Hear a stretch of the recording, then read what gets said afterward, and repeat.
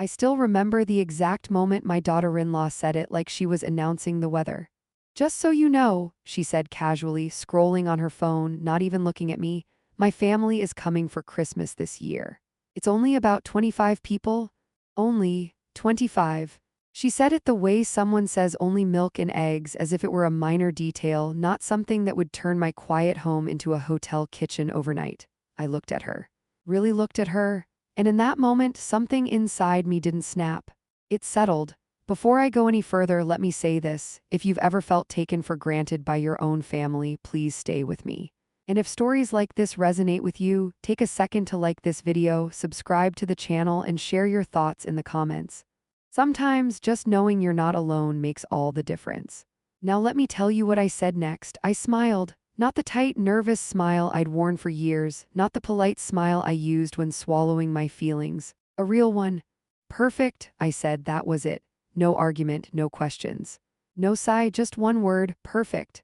Ashley, my daughter-in-law, finally looked up from her phone. She seemed relieved, almost pleased. I could see it in her eyes, that familiar look that said, good. I knew she'd go along with it. She had no idea that in that single moment, Christmas and everything after it had already changed. You see, this wasn't the first time something like this had happened. It wasn't even the 10th. But it was the first time I didn't feel the urge to explain myself, defend myself, or prepare myself for exhaustion. Because while she was mentally assigning me menus, grocery lists, cleaning schedules, and sleeping arrangements for 25 extra people, I was making a very different plan. Ashley started talking again, already deep into logistics.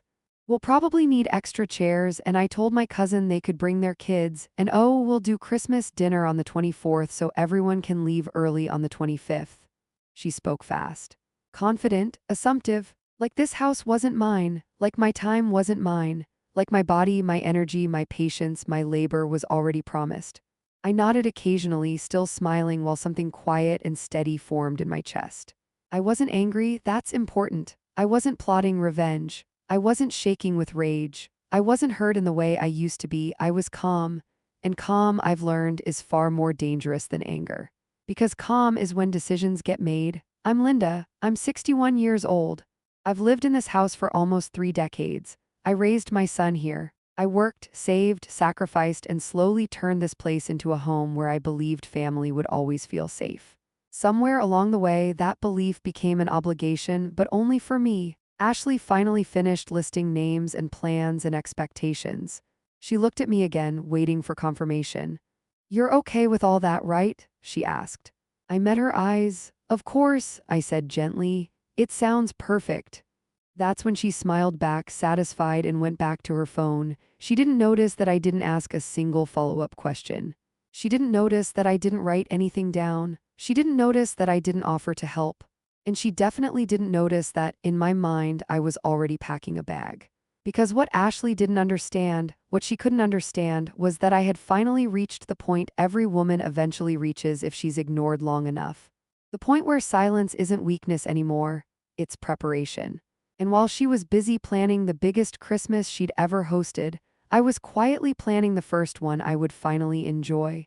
The strange thing about being taken for granted is that it doesn't happen all at once. It seeps in slowly, quietly, until one day you realize you've disappeared from your own life. I didn't argue after Tiffany made her announcement. That's what surprised her the most. She had stood in my kitchen that morning, arms folded, chin slightly raised, like someone delivering a verdict rather than sharing news. Just so you know, she said casually, my family will be here for Christmas. I remember looking up from the sink, a dishcloth still in my hands. The whole family? I asked. She nodded. All of them, about 25 people. 25. She said it the way someone might say 4 or 5, manageable, expected. I waited for the follow-up question, the is that okay, the do you mind? The can we talk about this first? It never came. Instead, she continued, already scrolling on her phone.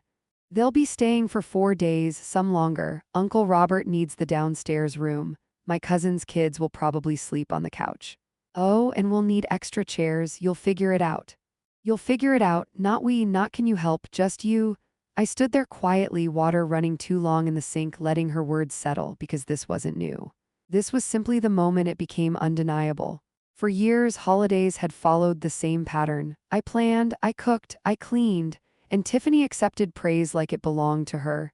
At Thanksgiving, people complimented her hosting. At Easter, they thanked her for the beautiful spread. At birthdays, they told her how lucky she was to have such help. Help, that's what I had become, not family, not mother, not homeowner, help. I turned off the faucet and dried my hands slowly. 25 is a lot of people, I said carefully. She finally looked up, her expression tightening just a little. Well, that's what families do, they come together. I nodded, yes. When they're invited. Her smile didn't reach her eyes. You don't mind, right? You're home all day anyway. There it was, that sentence, the one that reduced my entire existence to availability. I was home because I had retired after 40 years of work, because my knees hurt, because my husband was gone, because I had earned rest. But to her, home meant idle. I didn't answer right away. She took my silence as agreement. Great, she said, already walking out of the kitchen. Oh, and I told them you make that roast everyone loves, and the almond cookies, and the cranberry thing, don't forget the cranberry thing. The door closed behind her. I stood alone in the kitchen, staring at the countertop I had wiped clean less than an hour earlier. And something inside me shifted. Not anger, not yet. Clarity. That afternoon, I sat at the dining table and opened my planner. For years, it had been filled with their events, their needs, their schedules. I flipped to the week of Christmas. Every day was blank. No one had asked me if I wanted to host. No one had checked if I was tired. No one had considered what I wanted Christmas to look like. They had simply assumed. That evening, my son came home late. He loosened his tie, kissed Tiffany on the cheek, and poured himself a drink. I watched from the doorway. Did Mom tell you? Tiffany asked brightly. About Christmas? He said. Yeah, sounds great. Great. I waited for him to look at me. He didn't. They're excited, Tiffany continued. I told them Mom loves hosting. I felt the word loves land like a stone. I cleared my throat. Kevin, I said, can we talk? He looked mildly surprised, as if I'd interrupted something important. Sure, Mom. What's up? 25 people is a lot, I said calmly. I would have liked to be asked. He frowned slightly. It's just family. You've always handled holidays. Handled, not enjoyed, not chosen, handled. I'm not saying they can't come, I said. I'm saying I shouldn't be informed like an afterthought. Tiffany sighed loudly. Why are you making this difficult? It's Christmas. I looked at her, then really looked. Perfect hair, perfect nails. Perfect certainty that I would bend. I realized something in that moment. They weren't being cruel. They were being comfortable, comfortable using me, comfortable assuming, comfortable believing I would never say no. Kevin rubbed his forehead. Mom, please don't start. We've already told everyone. That was it. The final brick. Not can we talk, not what do you need, just it's done. I smiled, not because I was happy, but because I was finished being invisible. All right, I said softly. They both relaxed immediately. Tiffany smiled, satisfied. Kevin exhaled. They thought they'd won. They didn't notice that I hadn't agreed to anything. That night I lay awake staring at the ceiling. I thought about the last Christmas I remembered clearly, the one before Tiffany. Quiet, warm, simple. I had cooked because I wanted to, not because it was expected. I reached for my phone and checked hotel availability. Just out of curiosity, just to see. The confirmation screen appeared faster than I expected. And for the first time since my husband died, I felt something unfamiliar rise in my chest. Anticipation. They had planned Christmas. I had just planned my exit, and they had no idea what was coming next. The next morning, I woke up before anyone else. That alone felt unfamiliar. For years, my mornings began with noise, requests shouted down the hallway, cupboards opening, someone asking where something was or why something hadn't been done yet. But that morning, the house was still, the kind of quiet that makes you aware of your own breathing. I sat at the kitchen table with a cup of tea and watched the steam rise. 25 people, 4 days, beds to arrange, meals to plan, bathrooms to clean, expectations to meet. And not once had anyone asked me if I was willing. That was when it hit me, not like anger but like truth. They didn't need me. They expected me. There's a difference. Need comes with gratitude. Expectation comes with entitlement. Later that afternoon, Tiffany burst into the house with bags in her arms, her voice loud and cheerful. I just told my aunt we'll do a welcome dinner the first night, she called out. Nothing fancy. Just something warm and traditional. I didn't respond. She appeared in the doorway, eyebrows lifting. Did you hear me? Yes, I said calmly. She smiled, relieved. Oh, good. I was worried you might be tired, but I told her you never like to sit still. I almost laughed. Almost. Instead, I folded the dish towel carefully and placed it on the counter. Tiffany, I said, keeping my voice steady, I won't be hosting Christmas this year. The room changed instantly. Her smile froze, not disappeared, just paused like a screen buffering. What do you mean? She asked lightly, as if the words were a misunderstanding. I mean I won't be cooking, cleaning, or organizing. She blinked. Oh, you're joking. No, I said, I'm not. She laughed then, a short, sharp sound. You always say things like that when you're overwhelmed. It'll be fine. That was the moment I realized something else. She wasn't listening, she never had. I've already made plans, I continued. I'll be away. Her laughter stopped. Away where? She asked slowly. I haven't decided if I want to share that yet. Her face flushed. You can't just leave, my family is coming. I know, I replied. You invited them. Her tone sharpened. You're doing this to punish me? I shook my head. I'm doing this to protect myself. She scoffed. From what? A little responsibility? I looked at her for a long moment. From being invisible, I wanted to say, from being used. From disappearing quietly while everyone praised you. But instead, I said, from being assumed. Kevin came home an hour later. She met him at the door, voice already raised. Your mother is being unreasonable. He sighed, tired before the conversation even began. Mom, he said gently, what's going on? I won't be hosting Christmas, I said again. I'll be gone. He frowned. You didn't mention this before? That's interesting, I replied. Neither did anyone mention hosting to me. Tiffany folded her arms. This is ridiculous. You've always handled holidays. Handled, I repeated quietly. Yes. That's the word. Kevin looked uncomfortable. It's just 1 week. That's what people say when it's not their week. He ran a hand through his hair. Mom, people are counting on us. On you, I corrected. You invited them. Tiffany stepped forward. So you're just abandoning us? I met her gaze. No, I'm stepping back. There was a long silence. Kevin finally said, where are you going? I hesitated just long enough to make them uneasy. Somewhere quiet, I said. Tiffany shook her head. You're being dramatic. I smiled faintly. That word again. I raised you for 32 years, I said to Kevin. I buried your father. I gave up weekends, sleep, and parts of myself so this family could function. And the moment I ask not to be assumed, I'm dramatic. Kevin didn't answer. That night I packed a single suitcase. Not everything, just enough. I moved through the house slowly, touching the backs of chairs, the door frames, the places where my life had unfolded. I left the guest rooms untouched. Let them figure it out. Before bed, I placed a small envelope on the kitchen counter. Inside was a note, I won't be home for Christmas. The house is yours to manage. Margaret, no explanations, no apologies. For once, I didn't soften my boundaries. I slept better than I had in months. And while they argued downstairs, voices rising, plans unraveling, I lay in the dark with something new blooming in my chest. Relief. They thought Christmas was falling apart. They didn't realize it was the first holiday I'd finally chosen for myself. The first call came at 8:12 a.m. I watched the phone buzz on the hotel nightstand and didn't pick it up. Kevin's name lit the screen, then disappeared. A moment later, it buzzed again, this time Tiffany. I rolled onto my side and stared at the ceiling. For years, that sound meant I was needed. That someone had decided something and now I was expected to fix it.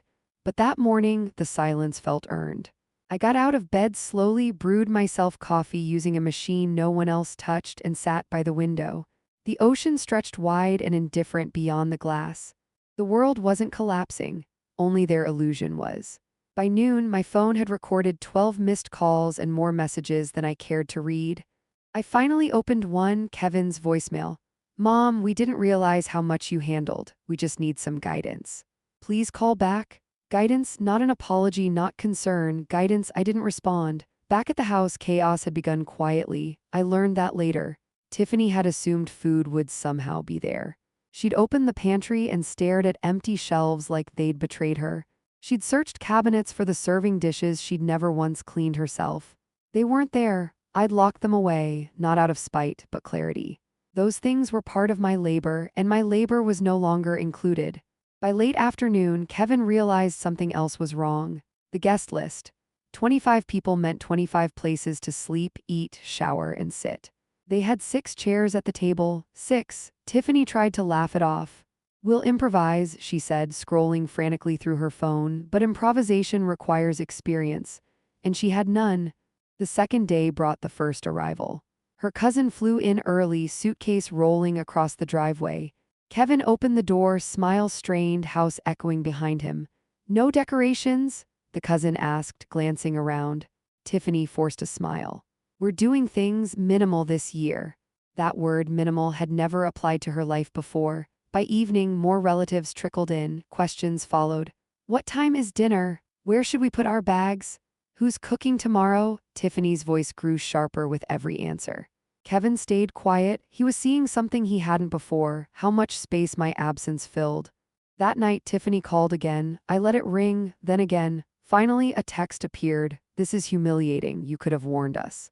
I stared at the screen, warned them that they'd have to manage their own lives. I typed once, then deleted it. Silence was stronger. On the third day, something shifted. Kevin noticed the receipts, stacks of grocery bills, last-minute purchases. Charges he didn't recognize. When he asked, Tiffany waved it away. Christmas costs money. But the numbers didn't add up, neither did her explanations. Meanwhile, the house felt smaller, louder, the guests noticed. Whispers spread. Tension thickened. The warmth Tiffany had promised never arrived, and without me there was no buffer. No one smoothing over her sharp edges. No one translating expectations into action. By the time Christmas Eve arrived, her family wasn't celebrating. They were watching. One aunt asked Kevin quietly, "Where is your mother?" "She's traveling," he said. Another relative frowned. "She always hosted when we visited." Kevin didn't answer. That was when the truth began to form, not all at once, but piece by piece. Not about Christmas. About me. That night, Kevin called again. This time I answered. "Mom," he said softly, exhaustion heavy in his voice. "I didn't know. I believe you," I replied. Silence.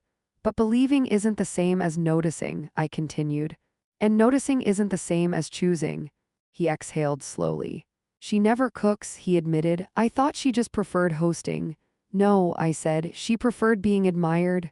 Another pause. "Are you coming back?" he asked. "Yes," I said, "but not to the same house."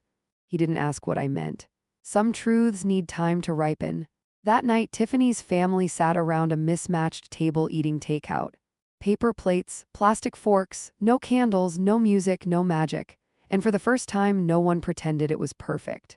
In my hotel room, I wrapped a scarf around my shoulders and watched the city lights shimmer below. I wasn't angry, I was done. And for the first time, the house wasn't collapsing without me. It was revealing itself. The knock on the bedroom door was soft, too soft for someone confident. Tiffany froze. I wasn't there to see it, but Kevin described it to me later. How she'd been pacing the hallway, phone pressed to her ear, whispering urgently to someone who wasn't answering. When the knock came again, firmer this time, she jumped. It was her uncle, the one she'd bragged about, the one she'd counted on. "Tiffany," he said calmly, "we need to talk." Kevin said her smile appeared too fast, forced, fragile. "Of course," she replied. "Is something wrong?" That was the moment everything shifted. Not because of yelling, not because of accusations, but because adults who sense deception don't rush. They wait. They sit. They ask questions slowly. Kevin told me they gathered in the living room, the same room where Tiffany had once barked orders at me while scrolling on her phone. Only now no one was scrolling. Her aunt asked first. "Why didn't Margaret host this year?" Tiffany waved a hand. "She needed rest. You know how sensitive she is." Sensitive, that word again. Kevin said something tightened in his chest when she said it. Her uncle leaned forward. "She's hosted every holiday we've attended. Did she know about the guest list?" Tiffany hesitated, just a beat too long. "Well, yes, I mentioned it." Mentioned. Kevin watched her carefully now. Her cousin asked the next question. "If she agreed, why would she leave days before Christmas?" Silence. No clever answer, no redirect, just air. Kevin said he finally spoke. "She didn't agree," he said quietly. "She wasn't asked." Tiffany snapped her head toward him. "What are you doing?" But the room had changed. People were no longer listening to her. They were watching her. Her uncle turned back to her slowly. So you invited 25 people into a house you don't own without confirming the host? Her voice sharpened. She lives there, she's retired, it's not like, her aunt interrupted. That doesn't answer the question. Tiffany crossed her arms. You don't understand our family dynamic. Her uncle nodded once. That's exactly why we're asking. Kevin told me her next words came out defensive, rushed. She likes taking care of things, she always has, it gives her purpose. Purpose. Kevin said it felt like being slapped. Because suddenly he saw me not as his mother, not as a person, but as a role they'd assigned. And used. Then came the receipts. Not literal ones at first, just patterns. Why didn't Tiffany cook? Why didn't she know where anything was? Why was the fridge empty? Why was there no plan? One question led to another, and eventually to the one she couldn't dodge. Where did the money go? Her uncle asked. Tiffany laughed nervously. What money? The money you said you needed help supplementing, he replied evenly. The money you said was going toward Kevin's business. Kevin felt his stomach drop, because he hadn't asked for help, because he hadn't needed it. Because he hadn't known. That was when her sister pulled out her phone, not to call anyone, to show something. A message. A promise Tiffany had made about financial support that didn't exist. Kevin said the room went cold. Her uncle stood. Tiffany, he said, voice firm now, you've misrepresented a lot of things. She shook her head. No, you don't understand, her aunt cut in. Then explain it. She couldn't. Every explanation tangled into another lie. Every defense unraveled. Kevin told me he watched her shrink not into a victim but into someone cornered by truth. When they asked where I was, she said she didn't know. When they asked why she hadn't called me, she said I wouldn't answer. When they asked why she'd assumed I would do everything, she finally snapped. Because that's what she does. Silence, thick, heavy, unforgiving, her uncle exhaled slowly. That, he said, is not a reason, that's an entitlement. Kevin said he felt something crack inside him then, not anger, clarity. Later that night he stepped outside and called me. I answered. Mom, he said quietly. I see it now. I know, I replied. She built everything on the assumption you'd never stop. Yes, I said, and you believed her. He didn't argue. I'm sorry, he said. This time it sounded real. Behind him, voices rose again. Not shouting, confrontation. The kind that doesn't end cleanly. I hung up and sat by the window. Tomorrow I would return, not as a servant, not as a solution, but as the owner of my time, and the woman they should have respected all along. I returned home on Christmas Eve, not early, not late, exactly when I wanted to. The taxi stopped in front of the house just after noon. I paid the driver, stepped out, and stood there for a moment, keys in my hand, breathing in the cold winter air. The house looked the same, but I wasn't. When I opened the door, the noise inside fell instantly. Conversations stopped mid-sentence. Plates clinked once, then went still. 25 people turned to look at me. Some I recognized from past holidays. The ones I'd cooked for, served, cleaned after, smiled politely at while my feet ached and my back burned. Others were strangers who only knew me through Tiffany's stories. Stories where I was apparently happy to help. I stepped inside and closed the door behind me. Kevin stood first. He looked exhausted, eyes red, shoulders slumped. Mom, he said softly. Tiffany didn't stand. She sat on the couch, arms wrapped around herself, makeup smudged, eyes swollen. She looked smaller than I'd ever seen her. Her uncle approached me first. Mrs. Margaret, he said respectfully. Thank you for coming back. You're welcome, I replied calmly. I didn't apologize, I didn't explain, I didn't rush. I set my purse down, removed my coat, and placed it neatly over a chair, my chair. The room waited. I looked around slowly, deliberately. This is my home, I said, and before anything else happens, I need to be very clear. No one interrupted. For years, I continued, I believed keeping peace meant staying quiet. It meant saying yes when I wanted to say no. It meant confusing usefulness with worth. I glanced at Tiffany. She looked away. That ends today. Kevin swallowed. I'm not here to argue, I said. I'm not here to embarrass anyone. And I'm certainly not here to save anyone. A few people shifted uncomfortably, but I am here to set boundaries. I turned fully toward Tiffany. You invited 25 people into my house without asking me, I said evenly. You assumed my time, my labor, and my silence were guaranteed. She opened her mouth. I raised my hand. No, you've spoken enough. The room stayed quiet.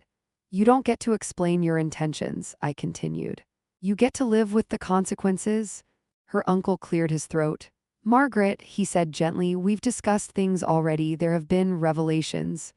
I'm aware, I replied. I looked at Kevin. You didn't know, I said. But you also didn't ask. His eyes filled. I should have, he whispered. Yes, I said, you should have. Then I addressed everyone. From today forward, this house is not a venue, a resource, or a favor, I said. It is my home. I let that settle. No one hosts here without my permission. No one volunteers my times. No one speaks for me. I picked up my purse again. I won't be cooking today, I added calmly. I won't be cleaning. And I won't be mediating. I paused at the doorway. But if anyone wants to stay for Christmas on one condition, respect, you're welcome. I turned back to Tiffany one last time. That starts with an apology, not excuses. Not tears, accountability. She stood slowly. Her voice was quiet. I treated you like help, she said. I didn't see you as a person with limits. I nodded once. That's the truth. I'm sorry, she said. Truly? It wasn't dramatic, it wasn't pretty, but it was real. I didn't hug her, I didn't forgive on the spot. I simply said, thank you for saying it. Then I went upstairs. That afternoon, the house sounded different. Laughter careful, restrained, dishes washed by hands that weren't mine, conversations that paused when I passed, not out of fear but awareness. Kevin came to my door later. I don't expect things to go back, he said. They won't, I replied. But I want to earn back your trust, he said. That, I said, will take time. Christmas morning was quiet. Simple, no performance, no spectacle, just honesty. Later, when everyone left, I sat alone at my kitchen table with a cup of coffee, still hot when I finished it. For the first time in years, I looked around the house, my house, and I smiled, because sometimes the greatest gift you can give yourself is finally choosing not to disappear. The house didn't change overnight. That surprised me. I thought setting boundaries would feel dramatic, like flipping a switch, like instant relief. But real peace doesn't arrive with fireworks. It comes quietly, almost cautiously, as if it's making sure it's actually welcome this time. The days after Christmas were different, not tense, not warm, just honest. Kevin started calling before coming over, not to ask for anything, just to ask if he could come. The first time he did, I almost laughed. Of course, I said, that's how visiting works. Tiffany didn't come with him, not at first. I didn't ask why. I also didn't feel guilty. For the first time, I wasn't managing anyone else's emotions, and that alone felt like rest. One afternoon, I found myself sitting in the living room reading when I realized something strange. I wasn't listening for footsteps. I wasn't bracing for demands. I wasn't rehearsing polite refusals in my head. My body had finally learned what my mind already knew. I was safe. A week later, Tiffany came alone. She stood at the door, hands clasped tightly in front of her like someone waiting to be interviewed. May I come in? She asked. Not assumed, not entitled, asked. Yes, I said, stepping aside. She didn't sit right away. I don't expect things to be normal, she said quickly. I know I broke something. Yes, I said, you did. She nodded, swallowing hard. I'm learning things, she continued. About money, about responsibility. About what I turned you into. I stayed quiet. I thought being in charge meant being important, she said. I didn't realize I was just avoiding doing anything myself. I studied her. This wasn't manipulation. It wasn't performance, it was discomfort. Growth always looks like discomfort first. I'm not asking for forgiveness, she said. I'm asking for space to become better. I considered that. Then start with respect, I replied. And understand that forgiveness, if it comes, will be slow. She nodded. I accept that. When she left, I didn't feel victorious. I felt lighter. Kevin changed too, not all at once, but in ways that mattered. He noticed. He stepped in. He stopped defaulting to silence when things were uncomfortable. One evening, he stood in my kitchen while I cooked, not because I had to, but because I wanted to. Sit, I told him. You don't need to hover. I just wanted to be here, he said, and learn. Learn, that word mattered, because for years he hadn't learned anything. He'd relied, and reliance had cost us all more than we realized. As winter softened into spring, I made changes, real ones. I stopped hosting out of obligation. I started saying no without explanation. I traveled, not far, just enough to remember I existed beyond this house. And something else happened. People treated me differently, not because I demanded it, but because I finally expected it. That's the truth no one tells you. The world often treats you the way you teach it to. One afternoon, I stood in the doorway watching sunlight fall across the floor and thought about that Christmas. About how terrified I'd been to leave. About how smiling had been easier than confronting. About how I'd confused love with labor. And I realized something important. Walking away wasn't abandonment, it was communication. The clearest kind. Months later, Kevin said something that stayed with me. "I thought you were strong because you endured everything," he said. "Now I see you're strong because you stopped."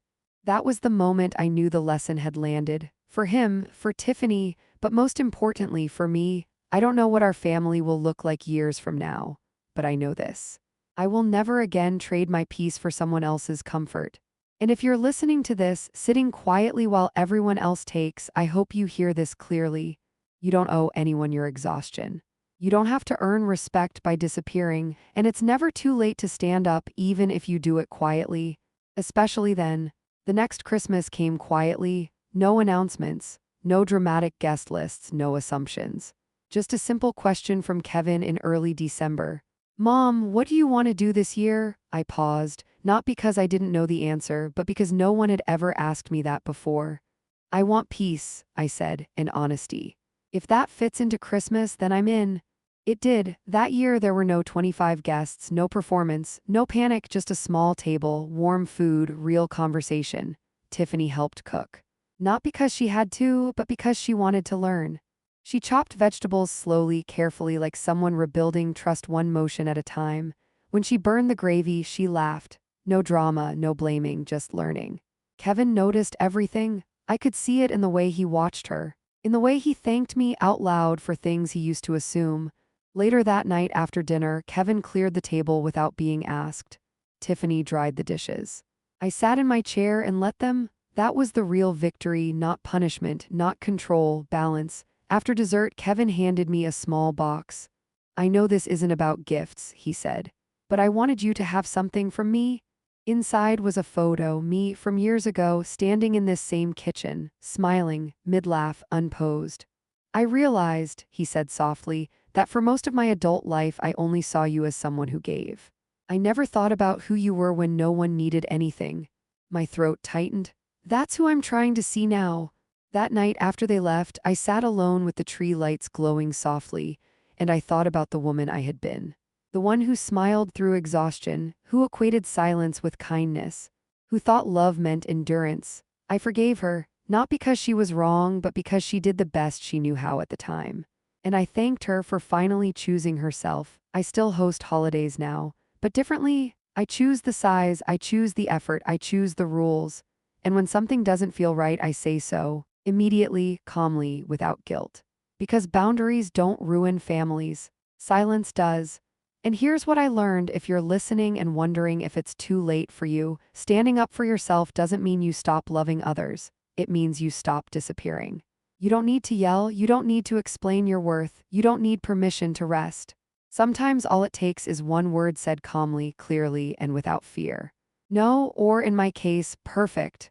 Because sometimes the most unexpected plans lead you exactly where you were meant to be.